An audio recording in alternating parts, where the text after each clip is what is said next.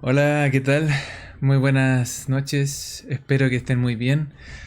Y bueno, hoy día continuamos con otro episodio de Sin Mochila.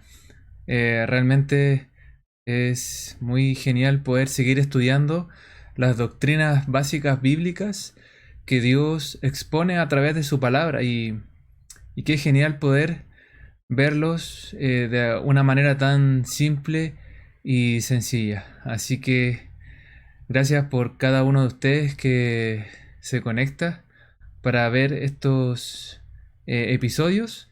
Y bueno, hoy día vamos a continuar con la doctrina de Jesucristo. Realmente es un tema muy importante, muy esencial también para nuestra fe y que hoy día vamos a poder estudiar con respecto a las partes más importantes con lo que tiene que ver con respecto a nuestro Señor Jesucristo, ¿ya?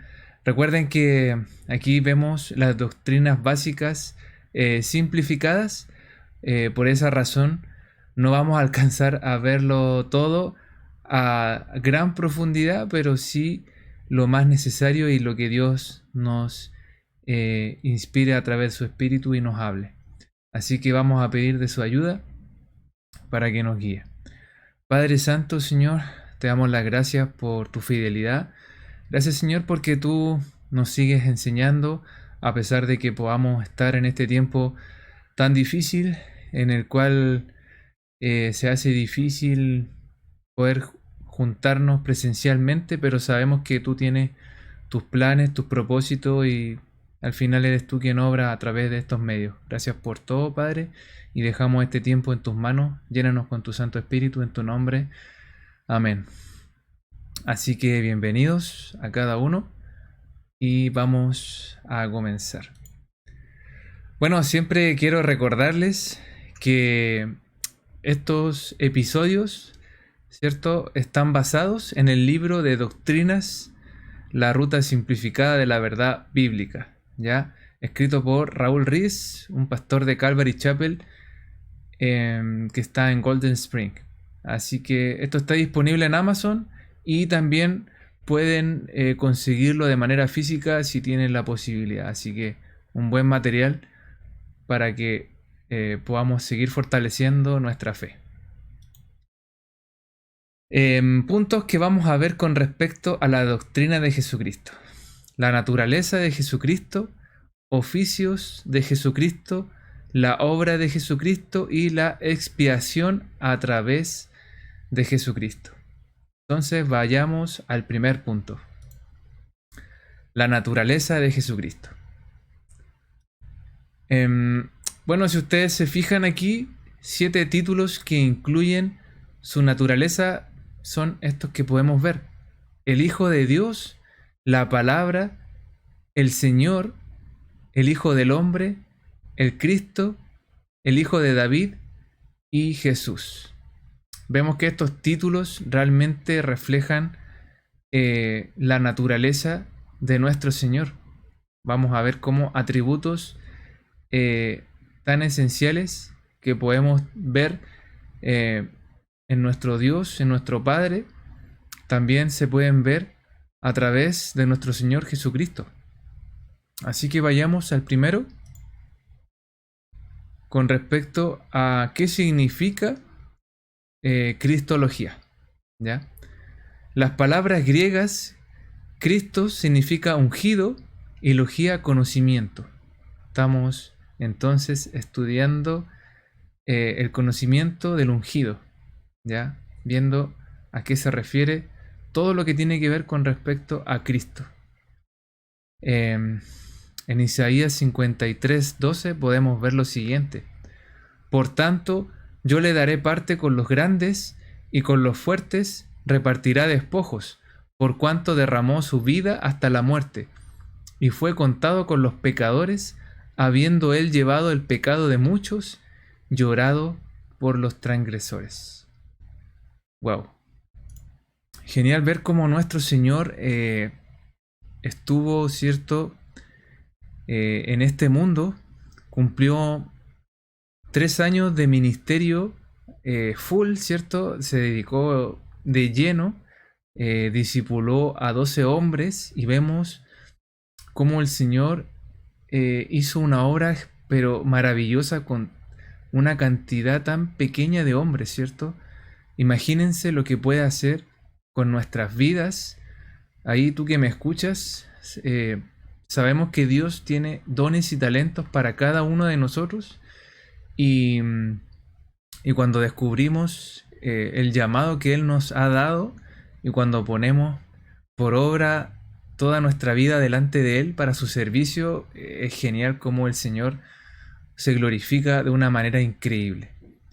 Pero genial ver cómo el Señor se entregó por nosotros, ¿cierto? Cargó el pecado de cada uno de nosotros y aún sabiendo lo malos que somos, incluso sabiendo el futuro de todo lo que íbamos a hacer, aún así nos ama y nos da oportunidad tras oportunidad porque quiere siempre restaurarnos, llevarnos a esa comunión íntima con Él y que no nos quedemos en el estado que estemos, sino que desea que siempre crezcamos y que podamos seguir conociéndolo cada día más. Así que yo realmente me siento muy bendecido de cómo Dios trata en nuestras vidas y cómo las dificultades y el sufrimiento tienen un propósito que ninguna otra religión puede encontrarle el sentido. Pero sabemos que Cristo fue quien más sufrió en este mundo y fue por un bien mayor, ¿cierto? Trajo salvación, nos dio vida nueva y nos da nuevamente la posibilidad de restaurar esa relación rota con nuestro Padre, ¿cierto? Nuestro Padre Celestial. Entonces, volviendo a donde estábamos, podemos ver lo siguiente. En Hebreos 13:8 dice: Jesucristo es el mismo ayer y hoy, y por los siglos. La naturaleza de Jesucristo, ¿cierto?, es revelada en sus títulos y nombres, utilizados en la Biblia con referencia a Él. Todos los títulos que vimos realmente muestran la grandeza y la naturaleza de nuestro Señor Jesucristo. Entonces, vamos a ver el primero de estos títulos, que es el Hijo de Dios. El Hijo de Dios se refiere a lo siguiente, dice, revela su deidad. Él es el Hijo de Dios, no un hijo de Dios, como los ángeles y los hombres son llamados.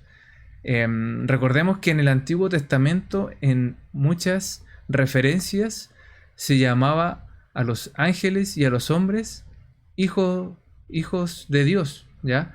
Pero aquí vemos que aquí se refiere al único que viene de una naturaleza igual a la de Dios, el unigénito, que podemos ver ahí en Juan 3:16, este versículo tan genial, ¿ya? ¿Qué podemos ver con respecto a referencias bíblicas de donde se menciona a Jesús como el Hijo de Dios? Lo podemos ver en Mateo, capítulo 4, del versículo 3 al 6, donde dice: Y vino a él el tentador y le dijo: Si eres Hijo de Dios, di que estas piedras se conviertan en pan. Él respondió y dijo: Escrito está, no solo de pan vivirá el hombre, sino de toda palabra que sale de la boca de Dios. Entonces el diablo le llevó a la santa ciudad y le puso sobre el pináculo del templo, y le dijo: Si eres Hijo de Dios, échate abajo, porque escrito está: A sus ángeles mandará acerca de ti, y en sus manos te sostendrán, para que no tropieces con tu pie en piedra. Vemos que aquí Satanás, ¿cierto?, reconoce quién es Jesús y que es el Hijo de Dios. Lo tentó de 3 formas, ¿cierto? Una vez que había transcurrido un tiempo de 40 días y 40 noches en el cual Jesús estuvo en el desierto sin comer, y se le aparece Satanás tentándolo para que utilice, como vemos ahí, ¿cierto? Su poder para transformar las piedras en pan. Pero aquí vemos que Jesús inmediatamente se defiende con la palabra viva, ¿cierto? Nuestra Biblia que hoy tenemos en nuestras manos, eh, sabemos que Dios, y como veremos en otro de los títulos que tiene, es la palabra, el mensaje mismo vivo, ¿ya? Entonces él se la sabe del revés del derecho, pero también vemos que Satanás conoce muy bien la palabra, pero la tergiversa y la utiliza solamente de mala manera, ¿ya? Hay unos versículos donde también Pablo nos recuerda que tenemos que conocer bien la palabra de Dios, pero utilizarla para los propósitos y la voluntad del Señor, ¿ya? No como Satanás, que la usa de manera egoísta y solamente para hacernos caer, para destruirnos y para alejarnos de Dios, ¿ya? Aquí vemos que Jesús se defiende con la misma palabra de Dios. En Mateo 14:33 vemos lo siguiente, dice: entonces los que estaban en la barca vinieron y le adoraron diciendo: verdaderamente eres hijo de Dios. ¿Quién más reconoce que es hijo de Dios? Eh, las mismas personas que estaban ahí, ¿cierto? Dice que los que estaban en la barca vinieron y le adoraron diciendo: verdaderamente eres hijo de Dios. Las mismas personas estaban reconociendo quién era Jesús. Ya vemos que Satanás lo reconoce, las mismas personas. Y hay muchos ejemplos más donde podemos ver que a Jesús se le reconoce como el Hijo de Dios, ¿ya? Si ustedes leen el Evangelio de Juan, busquen también en el primer capítulo quién es Él. Y poco a poco también vamos a ir profundizando en los otros títulos, ¿ya? Con el segundo que vamos a ver es la palabra. Jesús también es la palabra. La palabra revela que Jesús es eterno, preexistente, como veremos en Juan capítulo 1, del 1 al 2, donde vemos que Él era con Dios en el principio. Lo que le estaba diciendo, ¿cierto? ¿Qué dicen estos versículos? En el principio era el verbo, y el verbo era con Dios, y el verbo era Dios. Este era en el principio con Dios. Jesús existía desde antes de la creación del mundo. La relación de amor que existía sin necesidad de Dios haber creado al hombre, existía en la Trinidad divina, ¿cierto? El Padre, el Hijo y el Espíritu Santo, vemos que ya existía esta relación de amor, donde el Padre amaba al Hijo, ¿cierto? Y estaba este Espíritu ahí también coexistiendo, donde sabemos que los tres, cada uno de ellos tiene una personalidad, ¿cierto? Son tres personas en uno. Aunque nuestra lógica humana finita no puede comprenderlo, aún así, por fe sabemos que también Jesús existía desde antes de la creación del mundo. Dice que ya en el principio Él era con Dios, ¿ya? Genial, genial como nuestro Señor desde mucho antes ya también existía, ¿cierto? Y también estaba ya con un plan para nosotros, ¿cierto? Para poder nuevamente tener esta relación. Existía desde un comienzo esta relación de amor entre un padre y un hijo. Las palabras de un hombre definen sus ideas y pensamientos. Jesús no solo lleva el mensaje de Dios, sino Él es el mensaje de Dios. Él revela sabiduría, conocimiento, poder e inteligencia de Dios a través de la palabra. Wow, genial como ver que el Señor mismo es la palabra, o sea, Él realmente es el mensaje vivo, ¿cierto? Podemos ver lo genial que nuestro Señor es, que Él no necesitaba que nadie le dijera de qué cosas, ¿cierto? Estaba, no sé, compuesto el cielo, qué cosas tenía el cielo. Él conocía todo, el universo, Él lo creó todo. Gracias a Él también se sustenta el universo, como dice también unos versículos en el Nuevo Testamento, ¿ya? Y realmente esta relación que podemos encontrar en Jesús, que Él es la palabra viva, así también debiese ser nuestra vida. También nosotros deberíamos tener esa palabra tan tatuada en nuestro corazón, de tal forma que pueda reflejarse a otros de manera natural. Así como un padre eh, inspira a sus hijos a través de su ejemplo, porque vive lo que dice ser, y de esa manera el hijo, más que recibir las palabras que dice su padre, sigue su ejemplo. Así también vemos que nuestro Señor vivió la palabra, era la palabra, y quien como Él, ¿cierto? Con la mayor autoridad para poder instruirnos con respecto a su palabra. Y por eso Él nos da esa promesa genial que cuando Jesús eh, tuvo que ascender al cielo, nos dejó al Espíritu Santo que nos ayuda a recordar cada una de las cosas que aprendemos de su palabra. Así que si tú dices, vaya, en realidad me cuesta memorizar, me cuesta aprender su palabra, te digo que a mí también me cuesta de repente, pero sabemos que el Espíritu Santo también nos recuerda en ciertos momentos en que podemos ser de bendición a otros, y solamente tenemos que pedirle a Él en fe que nos llene con su Espíritu y que nos guíe para poder ser usados en la forma que Dios desea. Así que genial que si nuestro Señor es la palabra viva, podemos recurrir a Él y pedirle dirección también a través de su Espíritu Santo. Veamos lo siguiente. Pasando al tercer punto, también Jesús es Señor. Entonces, esto podemos verlo en los siguientes versículos, ¿cierto? En Mateo 17:4, Juan 11:21, Hechos 2:36, Lucas 24:3 y un sinnúmero de veces que se nombra a Jesús como el Señor, ¿ya? Pero ¿qué podemos rescatar de estos versículos? Es lo siguiente. Esta palabra, ¿cierto? Señor, revela la soberanía, la deidad y exaltación de Cristo. El título Señor fue reconocido por los judíos y gentiles. Recuerden que los gentiles son todos aquellos que no pertenecían al pueblo de Israel, como un signo de la divinidad. Y vemos que este es usado a través de todo el libro de los Hechos y en las epístolas, así como Pablo y los apóstoles reconocieron el acto de sacrificio que Cristo hizo en la cruz.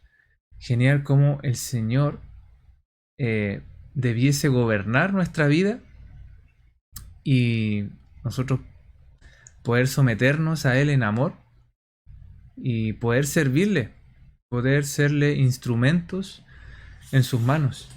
Veamos lo que dice Juan 11:21. Pero antes, Mateo 17:4. ¿Ya? Leamos ahí Mateo 17:4, donde dice lo siguiente. Así que cualquiera que se humille como este niño, ese es el mayor en el reino de los cielos. Genial como tenemos que postrarnos delante de Jesús, ¿cierto? Recibir su gobierno en nuestra vida y que nos ayude. Sabemos que el Señor, cuando viene y dejamos que Él obre en nuestro corazón, Él ordena las cosas que jamás podríamos haber ordenado en nuestra vida por nuestras fuerzas.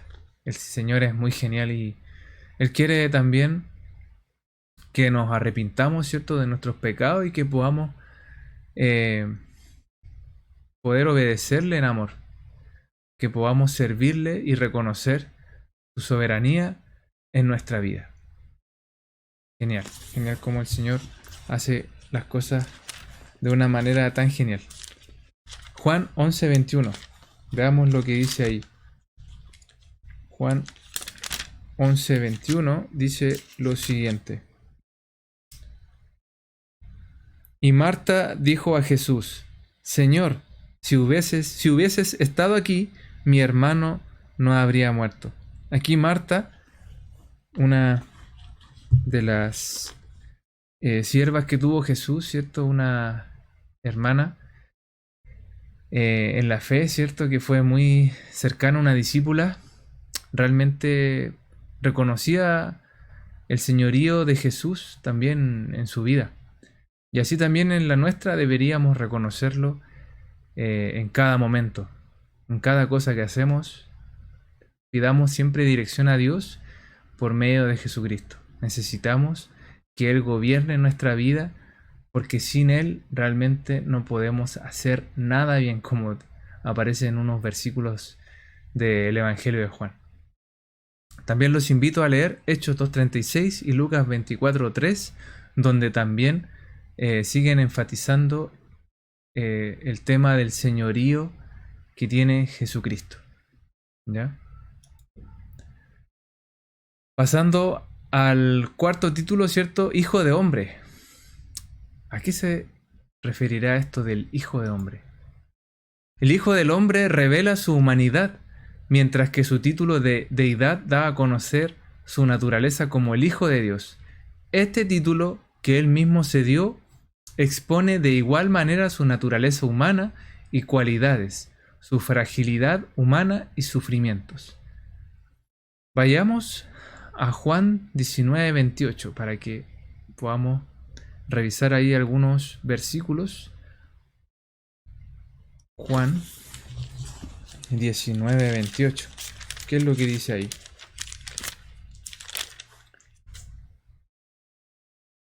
Si ustedes se fijan ahí dice: después de esto, sabiendo Jesús que ya todo estaba consumado, dijo: para que la escritura se cumpliese, tengo sed. Aquí hay muchos versículos donde vemos la humanidad de Jesús. Me recuerdo que una vez mi padre me dijo que como Jesús era Dios, realmente para él haber pasado la crucifixión realmente no era nada para él. Pero recuerden en el huerto de Getsemaní, cuando estaba con sus discípulos, cuán angustiado estaba Jesús orando y esperando que llegara el momento, ¿cierto?, de ir a la cruz y tener que enfrentar todo ese sufrimiento. Él decía ahí, ¿cierto?, en esos versículos que podemos encontrar con respecto al huerto del Getsemaní, que él estaba angustiado incluso hasta la muerte. Caían gotas de sangre por su frente. Estaba en un nivel de estrés tan grande que podemos ver la humanidad de muchas maneras, ¿ya? En Mateo 4.2, Juan 19.28, Mateo 27.26, y como los versículos que hemos leído acá, el Señor tuvo hambre, ¿cierto?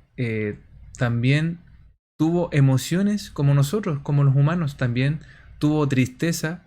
Jesús lloró, ¿cierto? También se alegró, se reía con sus discípulos. No era alguien como lo muestran en algunas películas, ¿cierto? Que es alguien que no tenía emociones, que estaba sin ninguna expresión en su rostro, pero sabemos que el Señor fue tan humano como cualquiera de nosotros. La diferencia es que, a pesar de que era humano, también era 100% Dios. Eso tampoco lo podemos entender en nuestra finita manera de ver las cosas, ¿cierto? Con nuestra mente limitada, pero sabemos que nuestro Señor también padeció en este mundo. Él mismo dijo que en este mundo íbamos a tener aflicción, y quién más que Él, ¿cierto? Él fue el ejemplo más claro de sufrimiento, pero tenemos confianza en que Él ha vencido al mundo, a diferencia de nosotros, que podemos fallar, que podemos fracasar. El Señor venció en la cruz la muerte, el pecado, y nos da esperanza, y nos da una esperanza viva de que realmente podemos tener confianza en que Él nos va a ayudar, sea cual sea nuestra situación, sea cual sea nuestra circunstancia difícil que podamos estar pasando. Él nos entiende mejor que nadie, porque Él vino a este mundo a vivir como un ser humano, a experimentar lo que nosotros experimentamos. Fue tentado en todo, pero jamás pecó. Y por esa razón vemos que Él vence en la cruz la muerte y el pecado. Wow, genial como es nuestro Señor. Sigamos al próximo título donde dice el Cristo. Veamos a qué se refiere esta palabra. El Cristo es su misión y título oficial. Cristo es la palabra griega para su título hebreo del Mesías, que significa el ungido. Él vino como el ungido para cumplir las promesas del Antiguo Testamento de un Mesías, un Salvador. Esto lo podemos encontrar en Mateo 1:1, ¿cierto? Ahí dice, el libro de la genealogía de Jesucristo, hijo de David. Él cumplió todas las profecías que hablaban con respecto a él, ¿cierto? De que el Mesías tendría que cumplir, y las hizo totalmente visibles en el Nuevo Testamento. Genial como nuestro Señor viene del linaje de David y cumplió una de las tantas profecías, ¿cierto? No estaba bajo su control, como creen algunos, que él nació, ¿cierto? Y se le ocurrió cumplir las profecías que aparecían en el Antiguo Testamento, porque en realidad la probabilidad es tan grande, pero infinitamente tan grande, que ni siquiera nosotros nos podemos imaginar. Él no pudo haber decidido dónde nacer, ¿cierto? A menos que fuera Dios, y claramente sabemos que es Dios, ¿cierto? Tiene esos atributos. Y uno de ellos es que también vino con esta misión y título oficial, que es el Cristo, ¿cierto? Vino como el Mesías, como el Salvador del mundo. Pero no como pensaban los discípulos, ¿cierto? Al comienzo, porque pensaron que iban a ser rescatados del yugo de Roma, ¿cierto? Que iban a ser liberados de este imperio que los tenía ahí atrapados, ¿cierto? Y que los tenía sometidos. Pero el Señor tenía un propósito mucho más grande, que era salvar el alma del hombre. Sabemos que el pecado es el problema que tiene la más grande, por así decirlo, causa que está destruyendo nuestra sociedad, la familia, todas las instituciones más importantes se están viendo afectadas por el pecado, incluso la naturaleza. Vemos que también hay versículos que dicen que la naturaleza gime por su redención, espera también ser redimida de esta corrupción del pecado. Y nuestro Señor vino con esa misión de salvarnos y de realmente rescatarnos de nuestra miseria, porque si estamos viviendo sin Cristo, ¿cierto? En el pecado, estamos muertos, como dice la palabra, en nuestros delitos y pecados. Pero en Jesús podemos encontrar esta esperanza real. También la primera referencia a Jesús como el Mesías se encuentra en Juan 1:41. Veamos lo que dice ahí en Juan 1:41. Y dice lo siguiente.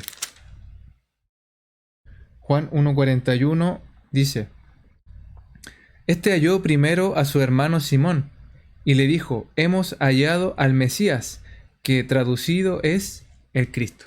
Ahí tenemos la primera referencia con respecto a esta palabra, ¿cierto? Que es un título muy especial que tiene Jesús. Entonces, otro título importante es Hijo de David. Hijo de David habla de su linaje real. Este título es equivalente al título de Mesías, porque uno de los requisitos del Mesías es que él naciera de la línea de David. En Mateo 1 y Lucas 3 trazan el linaje de Jesús de Abraham a través de David a José y María, ¿cierto?, sus padres terrenales. Si ustedes quieren profundizar un poco más, busquen ahí donde les leí hace poco, ¿cierto?, en Mateo 1:1, la genealogía, pero que es una lista un poco larga, ¿ya? Y donde podemos ver cómo nuestro Señor realmente venía del linaje de David. En Mateo 1:1, ¿cierto? Libro de la genealogía de Jesucristo, hijo de David, hijo de Abraham.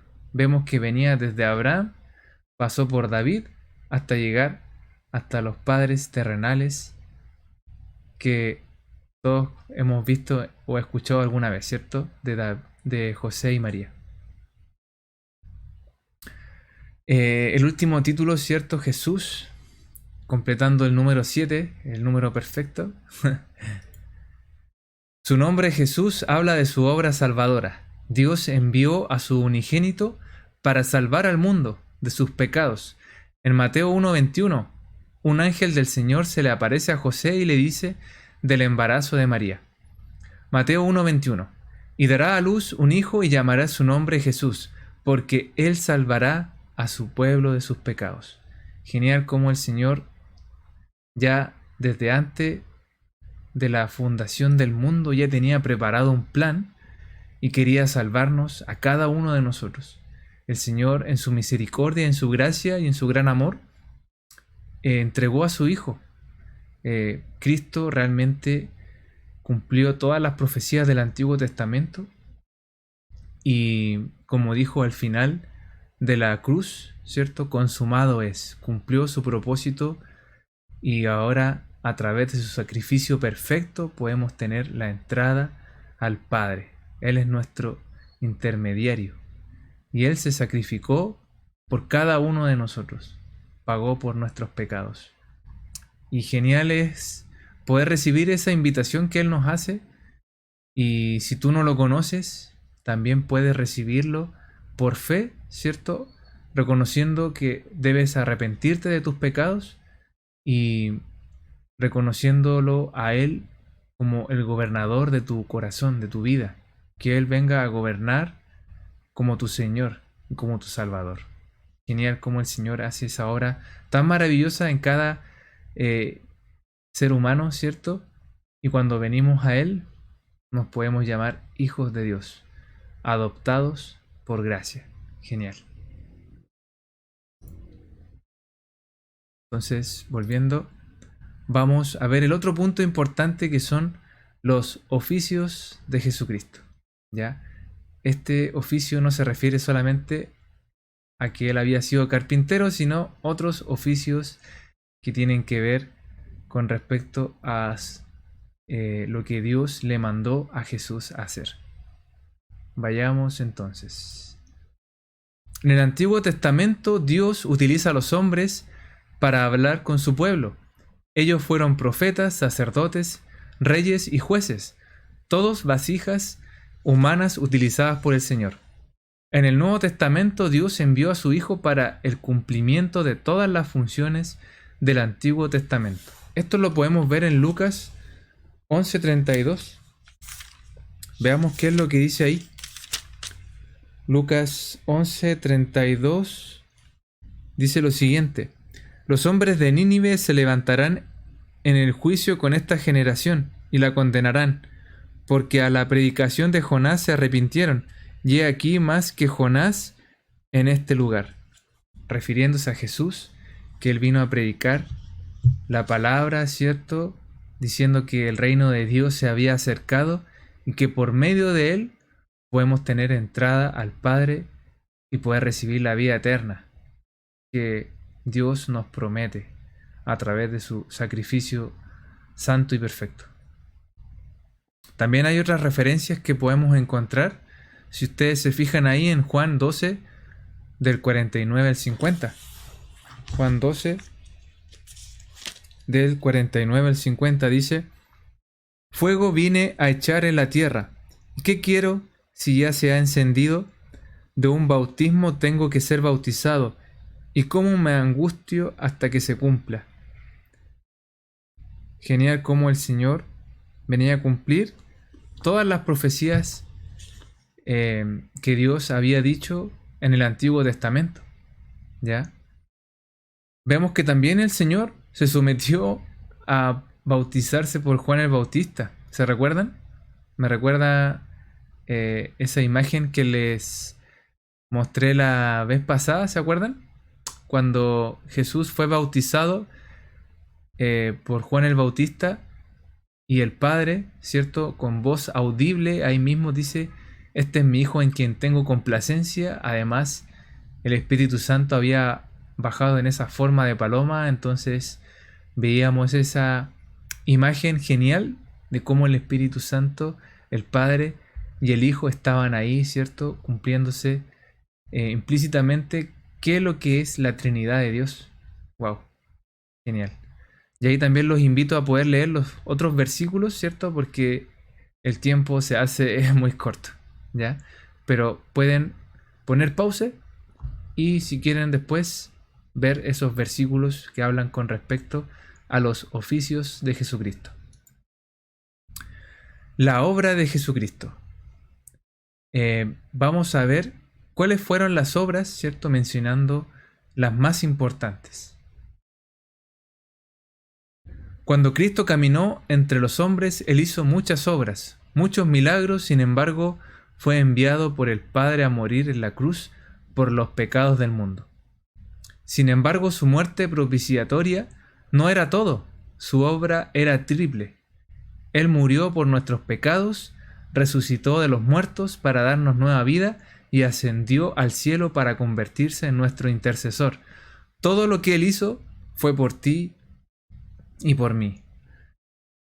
Wow, genial como el Señor cumplió esta obra grandiosa, ¿cierto? Que Él quería hacer por amor solamente. Se entregó por amor a cada uno de nosotros. Incluso, si ustedes leen el libro de Juan, dice que todas las obras que hizo Jesús incluso no caben en todos los libros que se puedan imaginar, porque eran tantas, pero que las que Dios permitió que se pudieran revelar a través de los evangelios son los que tenemos. Así que genial como el Señor hizo, pero infinidad de obras, y las que Él nos ha dejado, ¿cierto? Entre una de las más importantes son las que podemos ver acá, ¿cierto? Su muerte propiciatoria. O sea, Él realmente se entregó por nosotros, cargó el pecado del mundo y el pecado de cada uno de nosotros, solamente para que pudiésemos resucitar a esta nueva vida eterna que Él nos promete, ¿cierto? Y además se convierte en nuestro intercesor, sigue intercediendo por nosotros, sigue siendo ese sacerdote perfecto que sigue intercediendo por cada uno de nosotros a la diestra del Padre. Wow, genial como el Señor es con cada uno de nosotros. La muerte de Cristo. Esta también es una de las cosas también muy esenciales, muy importantes que tenemos que tener en cuenta. Cristo murió por nuestros pecados y sabéis que Él apareció para quitar nuestros pecados. Y no hay pecado en Él. Primera de Juan 3:5. La importancia de su muerte es de suprema relevancia. En el Antiguo Testamento a los judíos se les requería proveer sacrificios por sus pecados. Esto lo podemos ver en Romanos 7:14. Vayamos a Romanos 7:14. Veamos lo que dice ahí. Dice lo siguiente: porque sabemos que la ley es espiritual, mas yo soy carnal, vendido al pecado. Entonces, si sabemos que tenemos esta naturaleza pecaminosa, necesitábamos ser redimidos por la muerte de un sacrificio perfecto. Y nuestro Señor, si ustedes leen los evangelios, ¿cierto? Se le considera como el Cordero de Dios, como lo llamaba Juan el Bautista, ¿cierto? Él se sacrificó por cada uno de nosotros. Pero este fue un solo sacrificio y uno por todos, ¿cierto? No era un sacrificio como el que se hacía en el Antiguo Testamento, cuando el sacerdote, ¿cierto?, lo ofrecía para cubrir nuestros pecados de manera temporal. Este sacrificio realmente cubre nuestros pecados por la eternidad y podemos tener entonces esa libertad de poder venir ante nuestro Padre para recibir el perdón de nuestros pecados cada vez que lo necesitemos, ¿ya?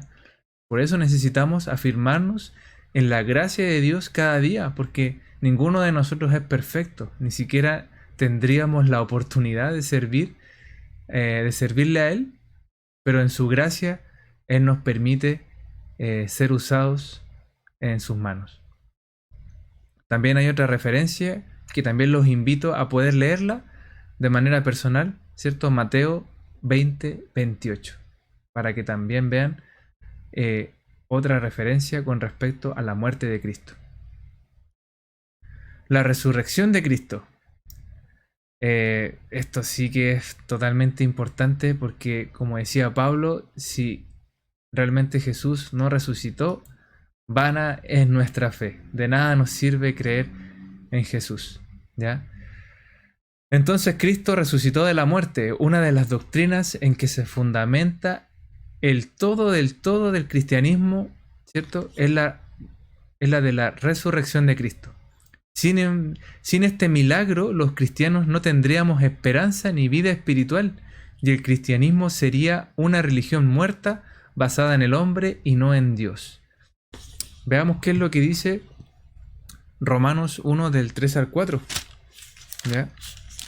Romanos 1 del 3 al 4 dice: acerca de su Hijo nuestro Señor Jesucristo, que era del linaje de David, según la carne, que fue declarado Hijo de Dios con poder, según el Espíritu de Santidad, por la resurrección de entre los muertos, y por quien recibimos la gracia y el apostolado para la obediencia a la fe en todas las naciones por amor de su nombre.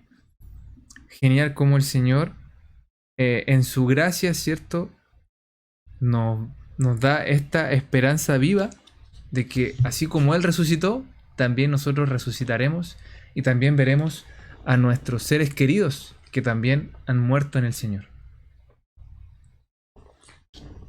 La muerte de Cristo y su resurrección realmente son de vital importancia para nuestra fe. La resurrección de Cristo no es algún mito o conjetura. Hay pruebas y evidencias a través de la Biblia que apoyan la resurrección de Cristo como la roca principal del cristianismo. Veamos cuáles son esas evidencias, ¿ya? Encuentros con testigos de la resurrección de Jesucristo, ¿ya?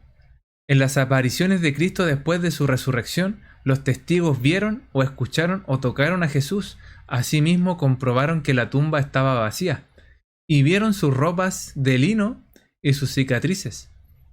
Vemos que fue visto por María y por María Magdalena. Eso lo podemos encontrar en Mateo 28, del 1 al 10. Visto por dos en el camino de Emaús. Lucas 24, del 13 al 16. Esa historia es genial porque estos dos hombres que iban caminando a Emaús no se habían dado ni cuenta cuando el Señor les empezó a hacer un estudio bíblico de todo el Antiguo Testamento, mostrando las profecías que hablaban del Mesías, y un fuego se encendió en su corazón.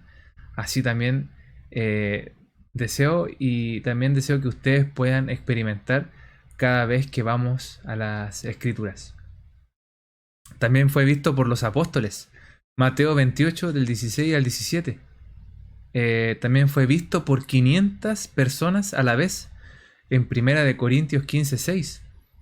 También fue visto por Pablo en Hechos 9, del 1 al 9. A él también se le apareció de manera personal, ¿cierto?, cuando iba camino a Damasco, cuando iba con esta misión de perseguir y de matar cristianos. Pero el Señor en su gracia invierte esa pasión que tenía por perseguir a los cristianos ahora para predicarles a las personas que no conocían de Cristo, ¿cierto? Los gentiles, los que no pertenecían al pueblo de Israel. Así también hace lo mismo con nuestras vidas cuando nos da un giro de 180 grados, ¿cierto? Y nos muestra cuál es su propósito y su plan para nuestra vida. Su tumba vacía también da evidencia con respecto a que resucitó. Mateo 28, del 6 al 15.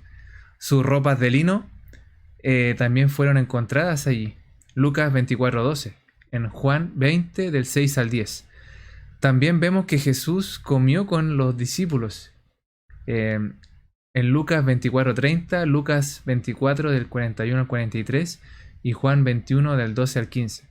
Ahí compartió un pescado con los apóstoles y también tuvo un buen tiempo ahí con ellos. Así que vemos que también después de morir y haber visto que estaba en la tumba y después aparecer esa tumba vacía, él después se les aparece a los apóstoles y come con ellos. También él les mostró sus cicatrices. Lucas 24 del 39 al 40 y Juan del 20 al 27. El tan conocido apóstol Tomás, ¿cierto? Que necesitaba ver para creer. Ahí se le aparece y le muestra sus cicatrices.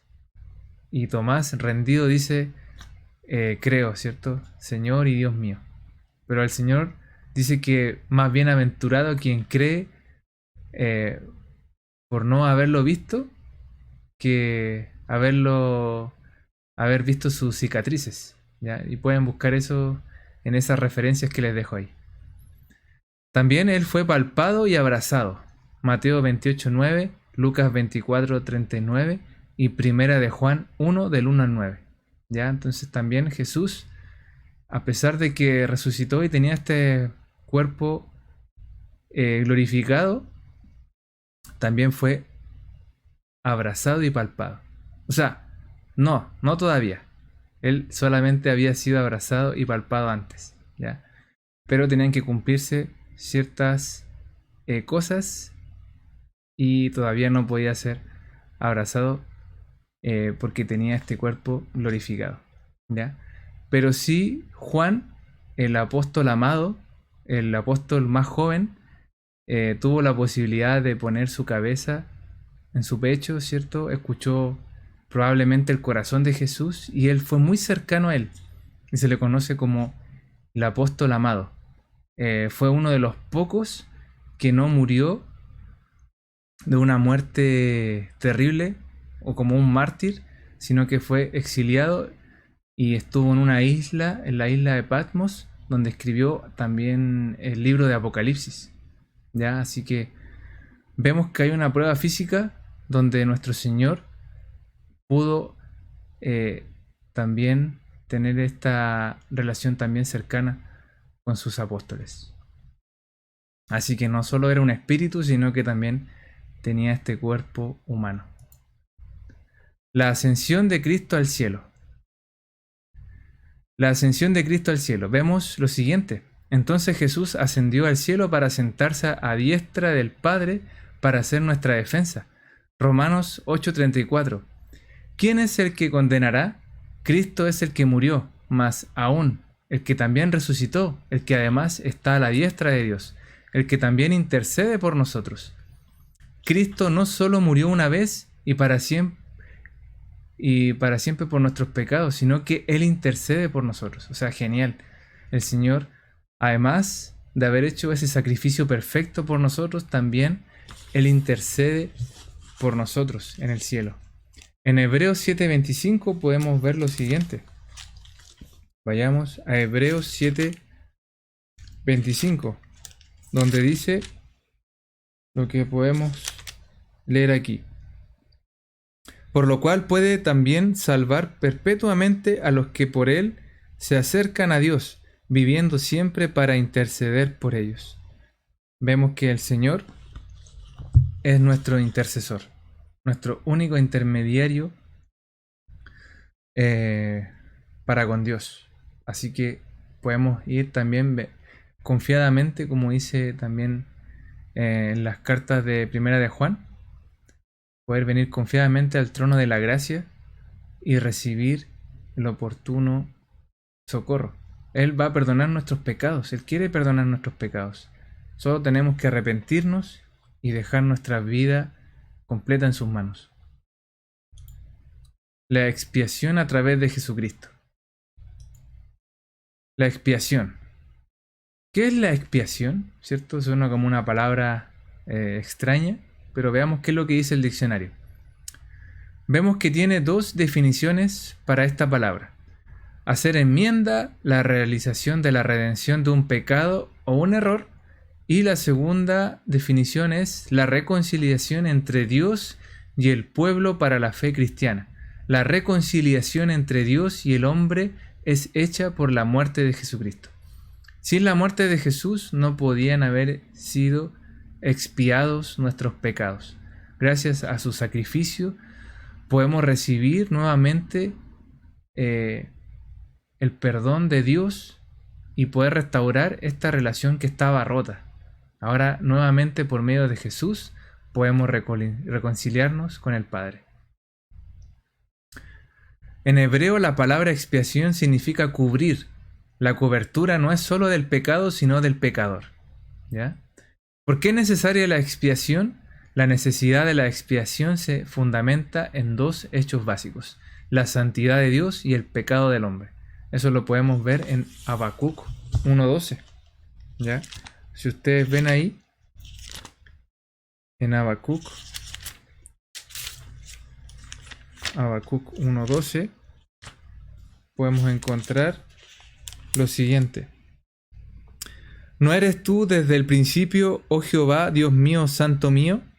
No moriremos, oh Jehová, para juicio lo pusiste, y tú, oh roca, lo fundaste para castigar. El Señor es quien se entregó, ¿cierto?, por nosotros y recibió el castigo que merecíamos cada uno de nosotros. El Señor fue quien se entregó en su gracia por cada uno de nosotros, ¿cierto? Y cargó con ese pecado que cada uno debíamos pagar. Recordemos que la paga del pecado es la muerte, pero el Señor se sacrificó y la justicia de Dios se hizo evidente cuando cayó sobre nuestro Señor Jesucristo, quien recibió el castigo, y solamente por medio de Él podemos ser perdonados y limpiados de nuestros pecados. Así que el Señor realmente fue genial en esta obra redentora que hizo a través de su muerte. La expiación, ¿cierto? Continuando con este tema, vemos que es solo a través de la obra expiatoria de Jesucristo que somos capaces de entrar en comunión con Dios. Por medio de Cristo hemos sido hechos expiación con Dios. Su justicia ha sido imputada a nosotros, lo que creemos, ¿cierto? Lo podemos encontrar en estos versículos, en Filipenses 3:9. ¿Ya? Veamos qué es lo que dice ahí en Filipenses 3:9 con respecto a esto. Veamos ahí Filipenses 3:9.